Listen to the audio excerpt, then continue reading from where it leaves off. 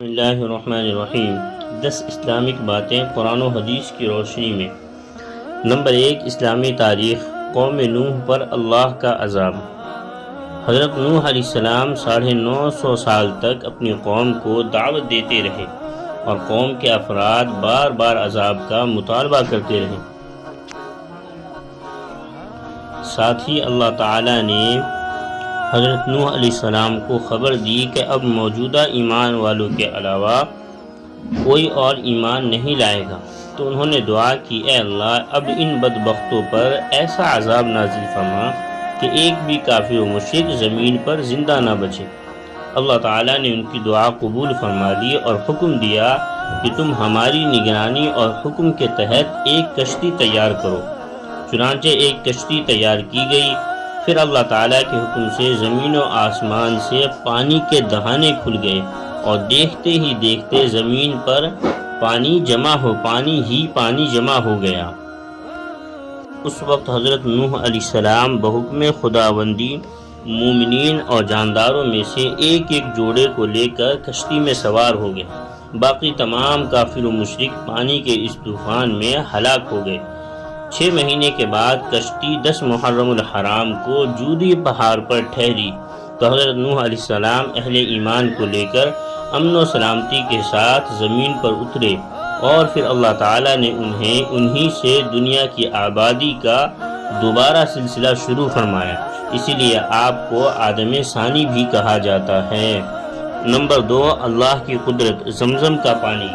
اللہ تعالیٰ نے دنیا میں سمندر، جھیل، اولے، بارش اور چشموں کا پانی پیدا فرمایا ہے، لیکن زمزم کا پانی پیدا کر کے اپنی قدرت کا زبردست اظہار فرمایا ہے۔ دیگر پانی کی طرح اس میں بھی پیاس بجھانے کی صلاحیت ہے، لیکن خاص بات یہ ہے کہ اس میں بھوک مٹانے اور بیماری سے شفا دینے کی بھرپور صلاحیت موجود ہے۔ دیگر پانی بہت جلد سڑ کر ناقابل استعمال ہو جاتا ہے، لیکن زمزم کا پانی سڑنے اور خراب ہونے سے ہمیشہ محفوظ رہتا ہے۔ اس پانی میں بھوک پیاس مٹانے اور بیماریوں سے شفا دینے کی صلاحیت پیدا کرنا اللہ تعالیٰ کی قدرت کی بڑی نشانی ہے۔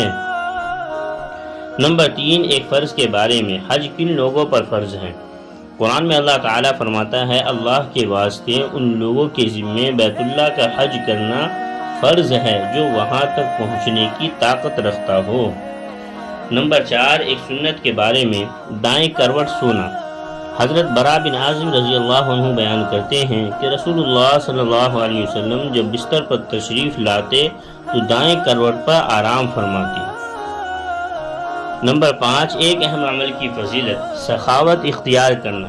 رسول اللہ صلی اللہ علیہ وسلم نے فرمایا، اللہ تعالیٰ سخی ہے اور سخاوت کو پسند کرتا ہے، اچھے اخلاق کو پسند کرتا ہے اور برے اخلاق کو ناپسند کرتا ہے۔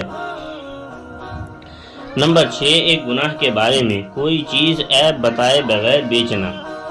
رسول اللہ صلی اللہ علیہ وسلم نے فرمایا، جو شخص کوئی عیب دار چیز اس کا عیب بتائے بغیر بیچے گا وہ برابر اللہ کی ناراضگی میں رہے گا اور فرشتے اس پر لعنت کرتے رہیں گے۔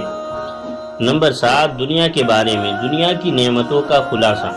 رسول اللہ صلی اللہ علیہ وسلم نے فرمایا، تم میں سے جس شخص کو صحت و تندرستی حاصل ہو اور اپنے گھر والوں کی طرف سے اس کا دل مطمئن ہو اور ایک دن کا کھانا اس کے پاس موجود ہو تو سمجھ لو کہ دنیا کی تمام نعمت اس کے پاس موجود ہے۔ نمبر 8، آخرت کے بارے میں۔ اہل جنت کی تمنا۔ قرآن میں اللہ تعالیٰ فرماتا ہے، بے شک اہل جنت عیش و راحت کے مزے لے رہے ہوں گے، وہ اور ان کی بیویاں سایوں میں مسہریوں پر تکیے لگائے بیٹھے ہوں گے، اور ان کے لیے اس جنت میں ہر قسم کے میوے ہوں گے اور جو وہ طلب کریں گے ان کو ملے گا۔